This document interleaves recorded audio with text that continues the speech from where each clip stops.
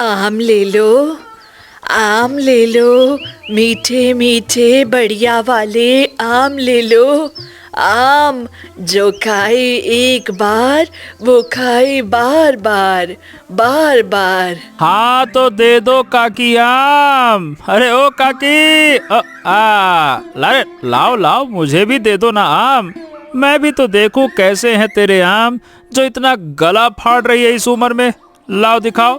सिर्फ गला नहीं फाड़ रही, जादू है, जादू मेरे आम में। बुढ़िया ने आम राजू की ओर बढ़ाए और राजू ने जैसे ही आम खाए उसका मुंह स्वाद से भर गया। वाह वाह वाह वाह वाह। ए काकी, अरे जरा ये तो बता, इतने मस्त मस्त मीठे मीठे आम कहाँ से लाई है तू? क्योंकि हमारे यहाँ किसी भी जगह ऐसे एकदम गुड़ की तरह मीठे आम तो कहीं ना होते। कहीं कोई राज तो नहीं है इन आम के पीछे? साधारण आम तो नहीं है, क्यों काकी? बोलो बोलो बोलो। अरे नहीं नहीं, साधारण ही है। ये मेरे बाग के आम है और उस बाग में मैंने अपना खून पानी बहाया है। आम के अंदर तो जान आनी ही थी। शोभा की आंखों में कुछ तो था जिसको छुपाकर वो आगे बढ़ गई और राजू परेशान हो गया।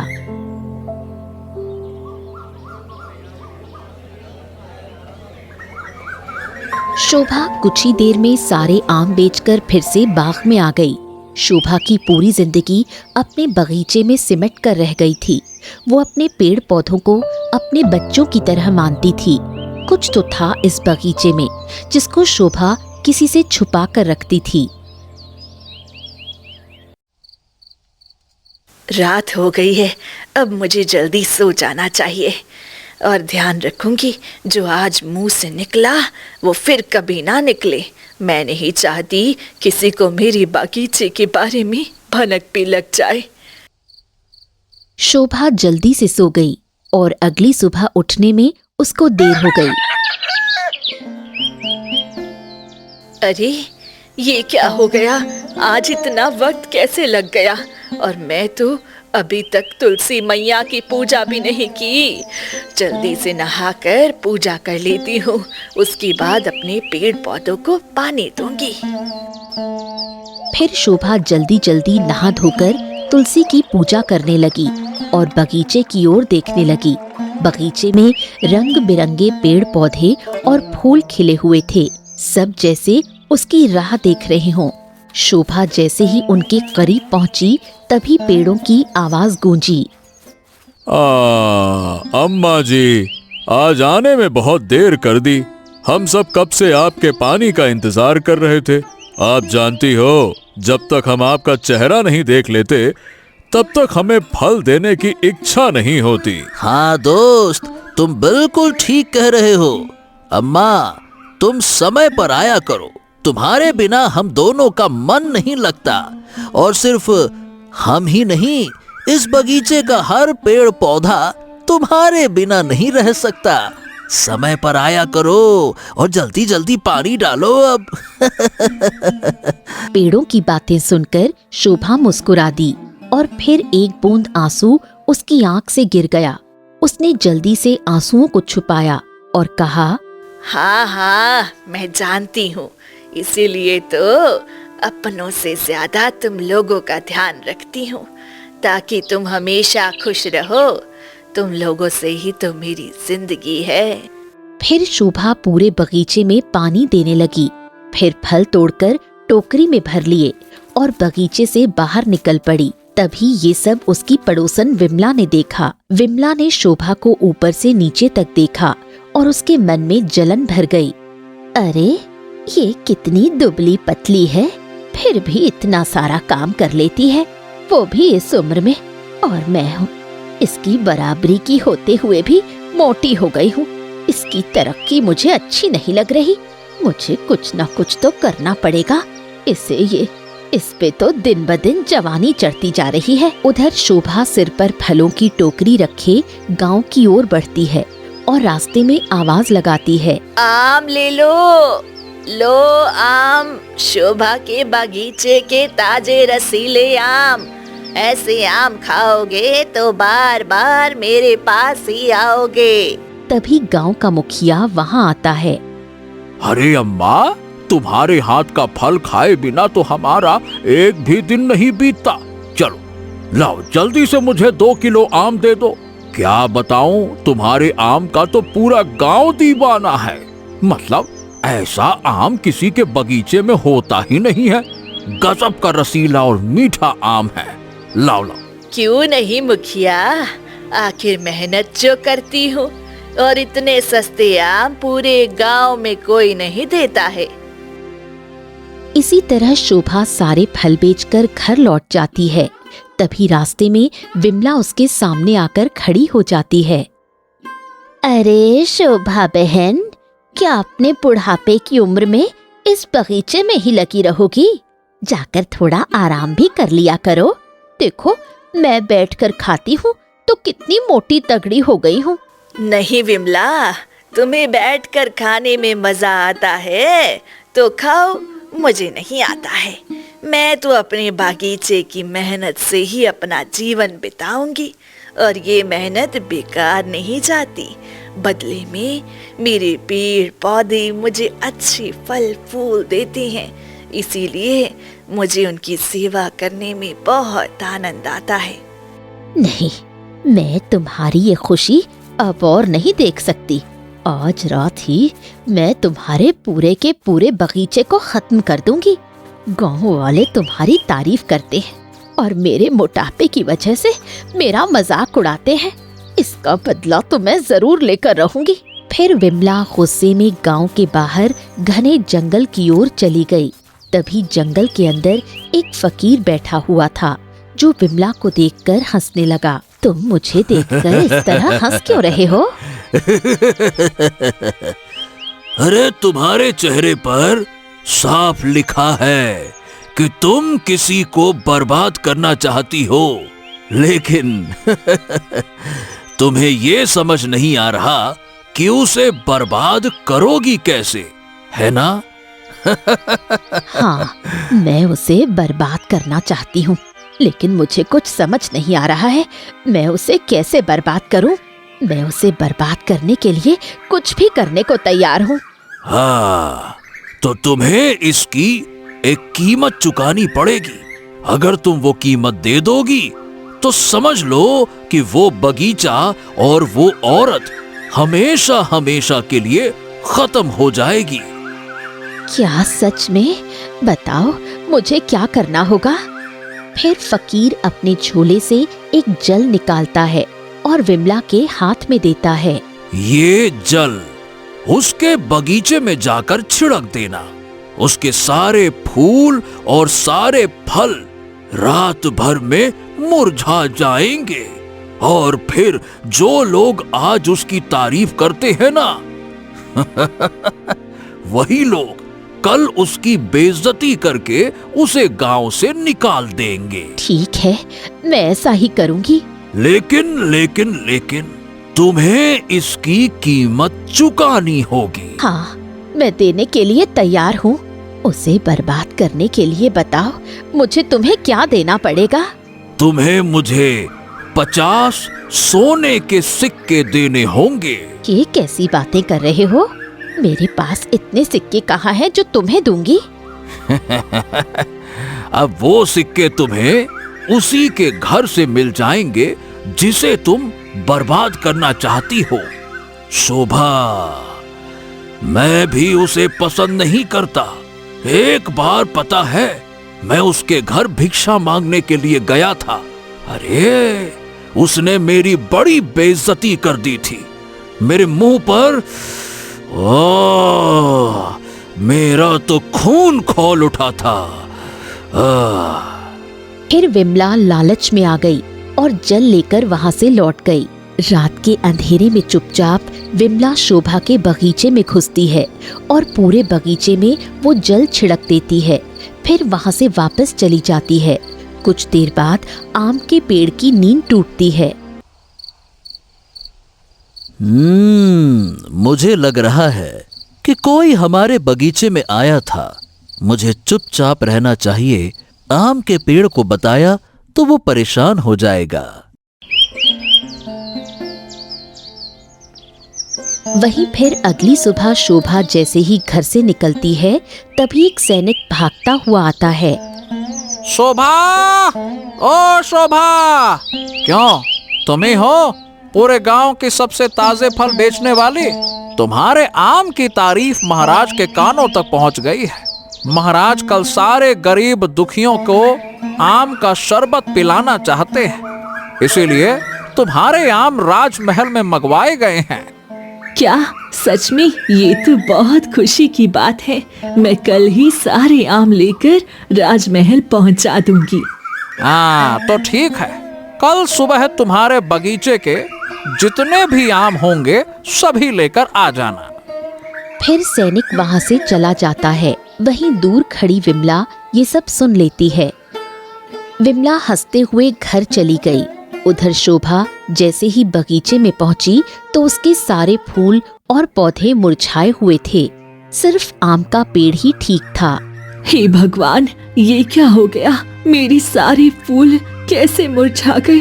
किसी ने मेरे पौधों में कुछ डाल दिया है। अम्मा, मुझे नहीं पता, लेकिन रात को मुझे भी लगा था कि कोई हमारे बगीचे में आया था।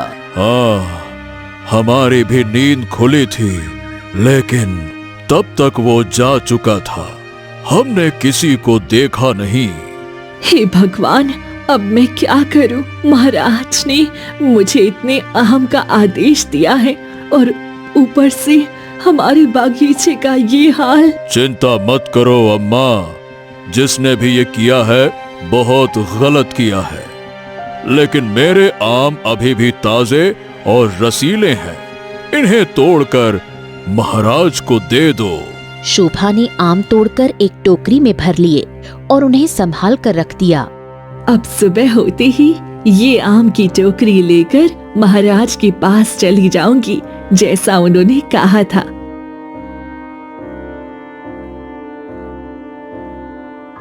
अच्छा, अभी भी ये आम ताजे और रसीले हैं और तुम इन्हें महाराज को देने जा रही हो? रुक जाओ, अभी मैं बताती हूँ। फिर विमला वही जल लेकर आई और आमों पर छिड़क दिया। अब जैसे ही कोई ये आम खाएगा वो बीमार पड़ जाएगा और राजा शोभा का पूरा बगीचा उखाड़ कर फेंक देगा और फिर ये कभी बगीचे में कोई फल, सब्जी या फूल नहीं उगा पाएगी। विमला हंसते हुए चली गई और अगली सुबह शोभा आमों की टोकरी लेकर राजमहल की ओर निकल पड़ी। जैसे ही शोभा आमों की टोकरी लेकर राजमहल पहुंची, राजा उसे देखते ही प्रसन्न हो गए। आओ आओ आओ आओ शोभा, तुम्हारे आमों की तारीफ मैंने पूरे गांव से सुनी है। इसीलिए हमने सोचा कि आज हम सब मिलकर तुम्हारे आम खाकर तो देखें। वैसे वाह, क्या आवाज है! देखने में तो ये बहुत ही रसीले लग रहे हैं। हाँ महाराज, हमारी बागीचे के आम सबसे स्वादिष्ट और रसीले होते हैं। ऐसे आम आपको किसी और के बागीचे में नहीं मिलेंगे। ये आम यहीं रख दो, आज इनका शरबत बनवाया जाएगा और पूरे महल में पिलाया जाएगा। अगर ये शरबत जितना स्वादिष्ट होगा, उतना ही हम तुमसे प्रसन्न हो जाएंगे। और जितना हम प्रसन्न होंगे, उतना ही उपहार दिया जाएगा। आपका बहुत बहुत धन्यवाद महाराज। मैं ये जिम्मेदारी निभाने के लिए पूरी तरह तैयार हूँ। सैनिकों, अभी और इसी समय इनामों का शरबत बनवाया जाए और राजमहल में जितने भी लोग मौजूद हैं, सभी को एक एक गिलास पिलाया जाए। हम देखना चाहते हैं कि सबको ये कितना पसंद आता है। हाँ, जो आज्ञा महाराज। कुछ ही देर में सैनिक सारे आमों का शरबत बनाकर राज दरबार में ले आया और सभी को एक एक गिलास दे दिया। जैसे ही सभी लोगों ने शरबत पिया, अचानक एक एक करके सभी मूर्छित होकर जमीन पर गिर पड़े। अरे अरे अरे अरे, ये क्या हो रहा है? हमारे दरबार में सब एक साथ बेहोश कैसे हो रहे हैं? शोभा, तुमने क्या किया है? आम में क्या मिलाया हुआ है? नहीं महाराज, मैंने कुछ भी नहीं मिलाया। ये तो मेरी बागीचे के आम है, जिसे मैं अपने हाथों से तोड़ कर लाई हूँ। भला मैं इसमें क्या मिला सकती हूँ? सैनिकों, जल्दी जाओ और वैद्य जी को बुला कर लाओ। पता लगाओ कि ये सब आखिरकार हो क्या रहा है। जल्दी करो। फिर वैद्य आया और सभी का उपचार किया। हाँ वैद्य जी, बताइए आखिरकार सब लोग एक साथ मूर्छित क्यों हो गए? क्या बात है? महाराज, जांच पड़ताल में ये पता लगा है कि आम में कोई जहरीला पदार्थ मिला हुआ था। उसी के असर से सभी के शरीर में जहर फैल गया था। अब वैसे मैंने औषधि दे दी है, थोड़ी देर में सब ठीक हो जाएंगे, लेकिन हाँ, ये जहर बड़ा खतरनाक था। शोभा, तुम्हारी इतनी हिम्मत कि तुमने हमें जहर मिला हुआ आम दिया? राजमहल में आम में जहर मिलाकर लेकर आई? आज तुम्हारी वजह से हमारे दरबार के लोग मरते मरते बचे हैं। नहीं महाराज, मैंने अब आम में कोई जहर नहीं मिलाया। मुझे फंसाया जा रहा है। कृपया मेरी बात पर विश्वास कीजिए। मुझे तुम्हारी बातों का कोई भरोसा नहीं। सैनिकों, शोभा को ले जाओ और काल कोठरी में बंद कर दो। हाँ, जो आज्ञा महाराज। ठीक है। महाराज, भगवान के लिए ऐसा मत कीजिए। मैंने कुछ नहीं किया। अगर मैं घर नहीं गई तो मेरा बागीचा मुरझा जाएगा। मेरे पेड़ पौधे पानी के बिना तड़प जाएंगे। कृपया मुझे जाने दीजिए।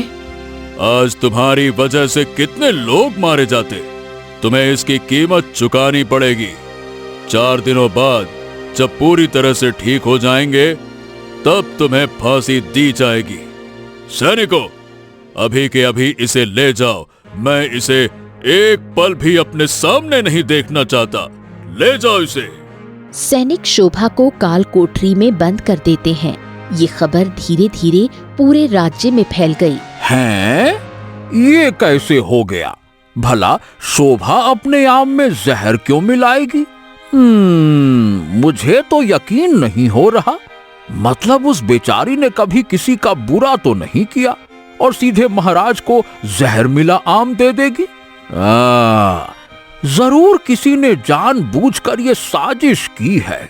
अब उसके बगीचे का ध्यान कौन रखेगा? फिर ये खबर विमला तक भी पहुंची। चलो, अब मेरा षड्यंत्र काम कर गया। अब शोभा कभी आम नहीं बेच पाएगी। राजा ने तो उसे मौत की सजा भी दे दी और फिर पूरा बगीचा मेरा हो जाएगा।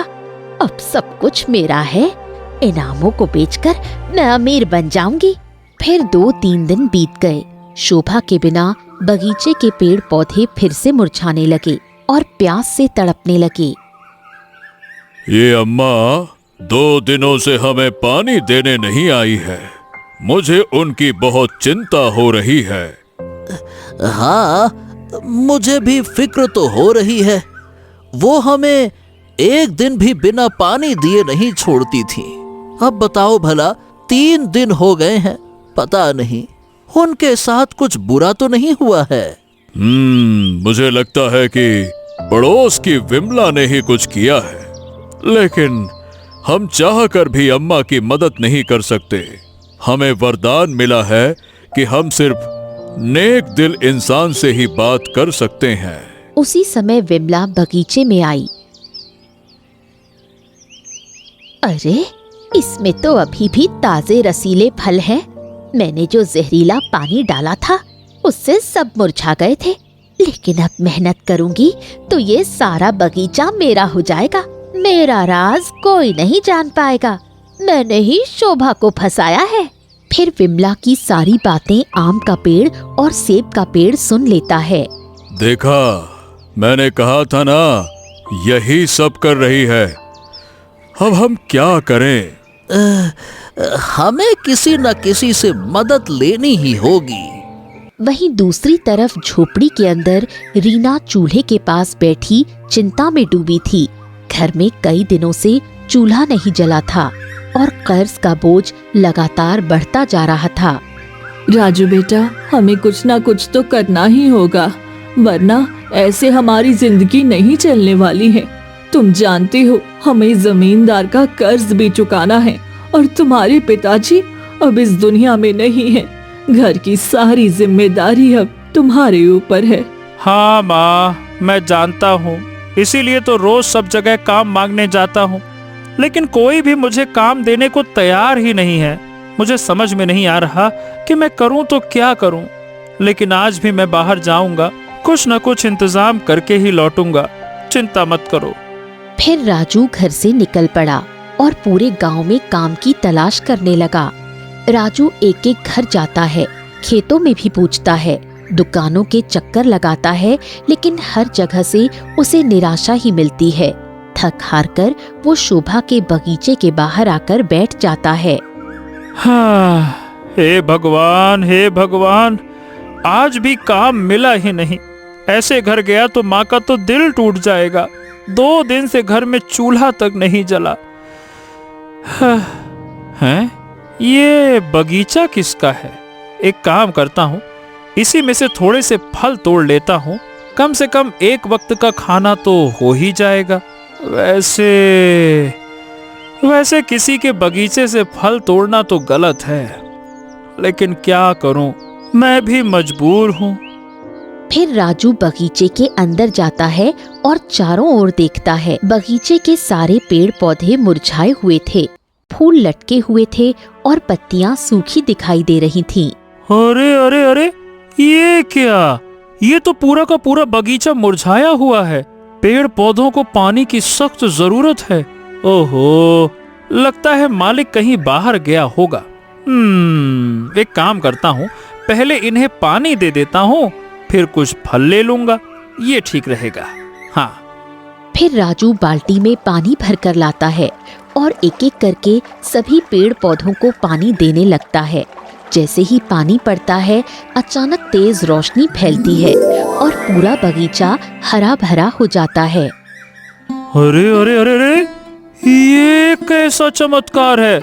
मैंने तो बस पानी डाला और सारे के सारे मुरझाए हुए पौधे एक ही पल में हरे भरे हो गए। बाप रे बाप, ऐसा लग रहा है जैसे ये सब मुझे देखकर मुस्कुरा रहे हो। वाह वाह वाह वाह, क्या बात है! तुमने हमारी पीड़ा समझी, तुम्हारा बहुत बहुत धन्यवाद। अगर तुम पानी नहीं देते तो हम सब कुछ ही घंटों में मर जाते। हाँ, अरे तुम मतलब आम का पेड़ होकर, मतलब एक पेड़ होकर कैसे बात कर सकते हो? हे भगवान, मैं कहीं सपना तो नहीं देख रहा हूँ? नहीं नहीं नहीं, तुम बिल्कुल भी सपना नहीं देख रहे। इस बगीचे में हम दोनों ही बोल सकते हैं, और वो भी सिर्फ नेक दिल इंसान से, जिसके मन में छल कपट ना हो और जो दूसरों की मदद करता हो। हैं? ये मैं समझ नहीं पा रहा कि मतलब तुम पेड़ होकर इंसानों की तरह कैसे बात कर रहे हो? अच्छा देखो, ये हम तुम्हें अभी नहीं बता सकते। अच्छा, लेकिन ये तो बता सकते हो ना कि तुम्हारे मालिक कहाँ हैं? वो तुम्हें पानी क्यों नहीं दे रहे हैं? अब देखो, हमारा कोई मालिक नहीं है। हमारी मालकिन है एक अम्मा, शोभा। वो हमें अपने बच्चों से भी ज्यादा प्यार करती थी। सुबह शाम में 3 बार पानी देती थी, हमसे बातें करती थी, इसीलिए हम उसे अपनी पूरी शक्ति से फल और फूल देते थे। हाँ, लेकिन पड़ोस की विमला को ये सब देखकर जलन हो गई। उसने जहरीला पानी बगीचे में डाल दिया। इसी वजह से अम्मा को राजा ने कालकोठरी में बंद कर दिया। अच्छा, अरे बाप रे बाप, ये तो बहुत बड़ा अन्याय है। चिंता मत करो, मैं उसे जरूर सजा दिलवाऊंगा। हाँ, लेकिन बिना सबूत के तुम्हारी बात पर कोई यकीन नहीं करेगा। पहले तुम्हें सबूत इकट्ठा करने होंगे। हाँ तो कर लूंगा, वैसे भी मैं बेरोजगार हूँ। अगर किसी बेगुनाह को इंसाफ दिलाने में मेरा समय लग भी जाए तो मुझे अफसोस नहीं होगा। ठीक है, मैं बिमला पर नजर रखूंगा और सबूत इकट्ठा करके ही रहूंगा। फिर राजू बगीचे से बाहर निकलता है और विमला के घर के बाहर छिपकर देखता है। तभी अंदर विमला अपने पति के साथ बैठी हंस रही थी। अरे विमला, क्या बात है, तू इतनी हंस क्यों रही है? सब ठीक तो है ना? बस अपनी किस्मत पर हंसी आ रही है। अब हम शोभा के बगीचे के मालिक बनने वाले हैं। जो लोग उसकी तारीफ करते थे, अब वही उसकी बुराई कर रहे हैं। ये सुनकर मुझे बहुत सुकून मिल रहा है। लेकिन विमला, उस बेचारी ने बहुत मेहनत की थी। तुमने उसके साथ जो किया वो ठीक नहीं किया। मैं ये कैसे बर्दाश्त करती? सब उसकी तारीफ करते थे और मेरा मजाक उड़ाते थे। अब सब उसकी बुराई करते हैं तो मुझे खुशी मिलती है। फकीर ने जो पानी दिया था वो कमाल का था। उसी से बगीचा भी मुरझाया और महल के लोग भी मूर्छित हो गए। मतलब अब मुझे डर है कि कहीं ये फकीर तुम्हें किसी बड़ी मुसीबत में ना डाल दे। ऐसा कुछ नहीं होगा। मैं कल उससे मिलने जा रही हूँ। बचा हुआ पानी लौटा दूंगी और 50 सोने के सिक्के भी शोभा के घर से निकाल लिए हैं। अब कोई हमारा कुछ नहीं बिगाड़ सकता। बाहर खड़ा राजू सारी बातें सुन लेता है। अच्छा, तो ये सच है। कल सही मौका होगा, इसे रंगे हाथों पकड़ूंगा। फिर अगली सुबह विमला घर से निकलती है और राजू चुपचाप उसका पीछा करने लगता है। कुछ देर बाद विमला फकीर के पास पहुंचती है। हाँ, तो आ गई विमला। बताओ, मैंने जो कहा था वो सच हुआ या फिर नहीं? हाँ, सब सच हुआ। जो लोग उसकी तारीफ करते थे, आज वही उसकी बुराई कर रहे हैं। मैं बहुत खुश हूँ। हाँ, तो फिर बचा हुआ पानी दे दो और 50 सोने के सिक्के भी दे दो। ये लो पानी और ये रहे 50 सोने के सिक्के। ठीक है, तो अब जल्दी जाओ, आज ही उसकी फांसी हो जाएगी। अब उसे कोई नहीं बचा सकता। जाओ। राजू झाड़ियों के पीछे खड़ा ये सब सुन रहा था और उसके मन में गुस्सा उबलने लगा। अच्छा, तो ये इन दोनों की साजिश थी। अब देखो मैं इन दोनों को कैसा सबक सिखाता हूँ। अब तुम देखो मैं क्या करता हूँ। बड़े आए। राजू अपनी कमर से एक छोटा सा चाकू निकालता है और सीधे फकीर के पास जाकर खड़ा हो जाता है। मैं एक गरीब मजदूर का बेटा हूँ। भले ही मेरे घर में 2 वक्त के खाने का इंतजाम नहीं है, लेकिन मैं तुम दोनों को सजा तो जरूर दिलवाऊंगा और तुम दोनों अभी और इसी वक्त मेरे साथ राजमहल चलोगे। चलो, अरे चलो, चल। नहीं नहीं, तुम ऐसा नहीं कर सकते। तुम कौन हो और ऐसा क्यों कर रहे हो? यहाँ से चले जाओ। मैं एक गरीब मजदूर का बेटा हूँ। भले ही मेरे घर में 2 वक्त के खाने का इंतजाम नहीं है, लेकिन मैं तुम दोनों को सजा तो जरूर दिलवाऊंगा और तुम दोनों अभी और इसी वक्त मेरे साथ राजमहल चलोगे। चलो, अरे चलो, चल। फिर राजू फकीर और विमला को पकड़कर जबरदस्ती राजमहल की ओर ले चलता है। उधर राजमहल में जोरों शोरों से शोभा की फांसी की तैयारी चल रही थी। हाँ, तो फांसी की तैयारी हो गई है। अब कुछ ही पलों में शोभा को फांसी दे दी जाएगी। सैनिकों, जल्दी से शोभा को लेकर आओ। कुछ ही देर में सैनिक शोभा को लेकर आते हैं। महाराज, मेरी बात पर यकीन करिए, मैंने ऐसा कुछ नहीं किया है। मुझे छोड़ दीजिए, मेरे पेड़ पौधे सब पानी बिना मर जाएंगे। भगवान के लिए मुझे जाने दीजिए। नहीं नहीं नहीं नहीं नहीं, तुम्हारी हिम्मत कैसे हुई हमारे राज्य के लोगों को जहर वाले आम खिलाने की? तुम्हें फांसी होगी और ये हमारा फैसला है। सैनिकों, अब फांसी दे दी जाए, क्योंकि हमारे सारे लोग स्वस्थ हो चुके हैं और सभी शोभा की फांसी की मांग कर रहे हैं। शुरू करो। उसी समय राजू फकीर और विमला रुक को लेकर जाइए! वहां पहुंचता है। नहीं नहीं नहीं, रुक जाइए महाराज, अम्मा जी को फांसी नहीं लग सकती है, वो निर्दोष हैं। कौन हो तुम और ये किसे लेकर आए हो अपने साथ? और तुम्हारी हिम्मत कैसे हुई हमारे फैसले को रोकने की? क्षमा महाराज, क्षमा, लेकिन अम्मा जी निर्दोष हैं। उनके आम में जहर नहीं था, बल्कि उनके आम में जहर मिलाया गया था। ये क्या कह रहा है बेटा? भला मेरी आम में जहर कौन मिला सकता है? अम्मा, ये आपकी पड़ोसन विमला, ये आपसे जलती थी, इसी ने आपके फल में जहर मिलाया। और ये जहर वाला पानी देने वाला कोई और नहीं, बल्कि ये फकीर है। इसी ने वो जहर वाला पानी विमला को दिया और विमला ने वो पानी आपके बगीचे में छिड़का और फिर आपके आम में मिलाया। ये दोनों आपस में बात कर रहे थे, मैंने खुद सुना सब कुछ। पूछिए इनसे। तुम फकीर, तुम वही हो ना जो एक दिन मेरे यहाँ से आम की टोकरी चुरा कर भाग रही थी और मैंने तुम्हें रंगी हाथ पकड़ा था, फिर भी तुम्हें छोड़ दिया था कि मेहनत और ईमानदारी से जीवन जियोगे, लेकिन तुमने मेरी भलाई का ये सिला दिया।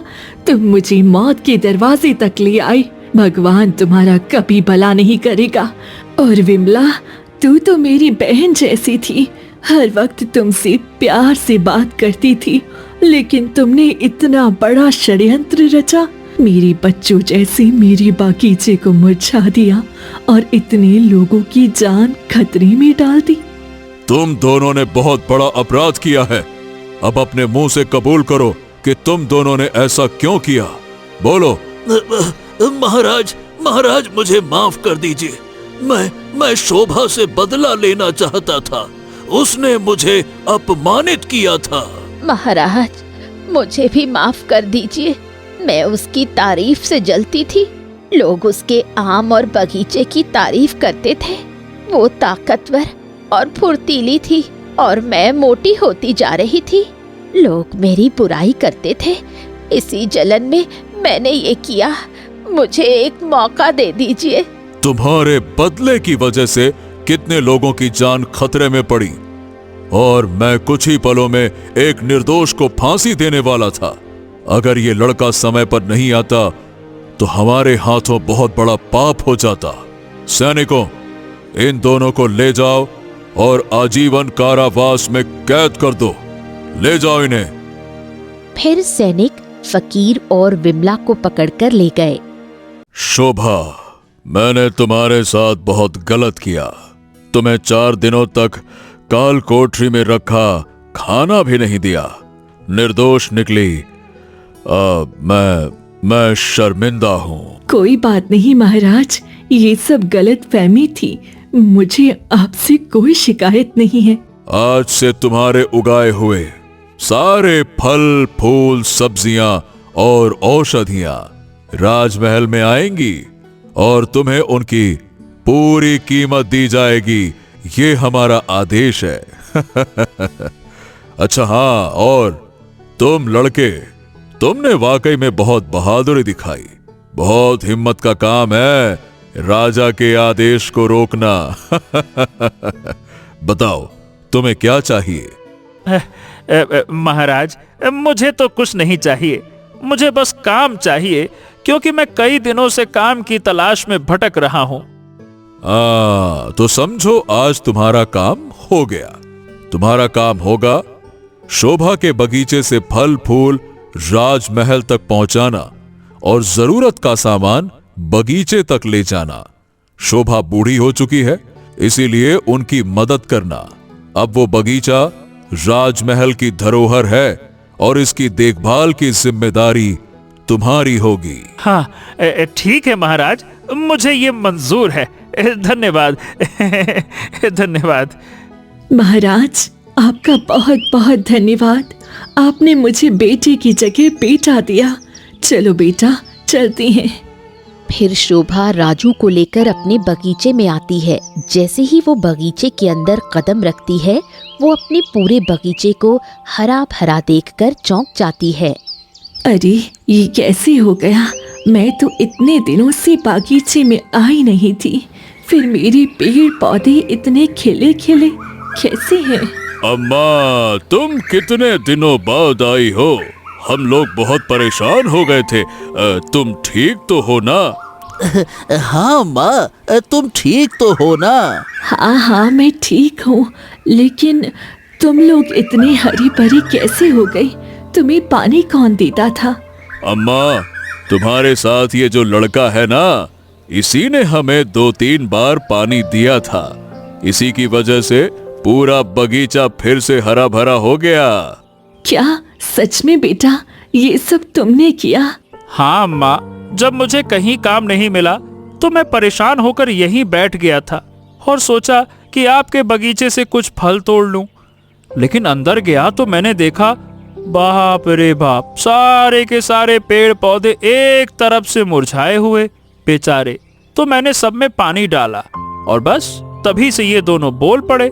अब मुझे खुद भी समझ नहीं आ रहा कि ये इतने बड़े बड़े पेड़ पौधे बात कैसे करने लगे। बेटा, ये कोई साधारण पेड़ पौधे नहीं है।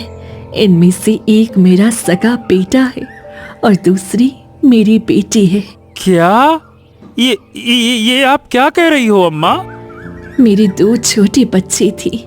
दोनों को मेरी सास ने मेरी आंखों के सामने मार दिया था, क्योंकि वो मेरे पति का दूसरा विवाह करना चाहती थी। मेरे पति को भी मारने की कोशिश की, उन्होंने धमकी दी थी। इसीलिए मैंने रात के रात वो गांव छोड़ दिया और मैं अपने 2 बच्चों की लाश लेके यहाँ आ गई। ये बागीचा मेरे पिताजी का था। इस बाग में मैंने अपने बच्चों को दफन कर दिया और देखते ही देखते मेरे बच्चे मुझसे बात करने लगे और मुझ पे रहमत बनकर बरसने लगे। एक आम का पेड़ बन गया, दूसरा सेब का। बाप रे बाप, इतना बड़ा दुख लेकर आपने पूरा जीवन बिता दिया, इतना सब कुछ सहा और उसके बाद भी बताइए भला आपके साथ ये हुआ। फिर शोभा आम के पेड़ के पास आती है और जमीन की मिट्टी हटाने लगती है। जैसे ही मिट्टी हटती है, वहाँ ढेर सारे सोने के सिक्के दिखाई देते हैं। ओह, अरे ये क्या अम्मा, यहाँ पे इतने सारे सोने के सिक्के कहाँ से आए? बेटा, मैं जो फल और सब्जियां बेचती थी, उसका सारा पैसा घर में नहीं रखती थी। मैं इन्हीं दोनों बच्चों के पास जमीन में सुरक्षित रख देती थी, ताकि मुश्किल वक्त में काम आए। इसमें से आधा धन तुम ले जाओ, अपनी आर्थिक हालत सुधार लो। आज तुम्हारी वजह से मैं भी जिंदा हूँ और मेरा पूरा बागीचा भी। इसीलिए ये मेरी तरफ से तुम्हारे लिए इनाम है। शोभा उसमें से सोने के सिक्के निकालकर राजू को दे देती है। अम्मा, आपका बहुत बहुत धन्यवाद। अब मैं इस धन से सारा कर्ज चुका दूंगा और उसके बाद पूरे मन से इस बगीचे की और आपकी सेवा करूंगा। राजू सोने के सिक्के लेकर खुशी खुशी अपने घर लौटा और राजू सारा कर्ज चुका देता है और फिर शोभा के साथ मिलकर बगीचे में दिन रात मेहनत करने लगता है।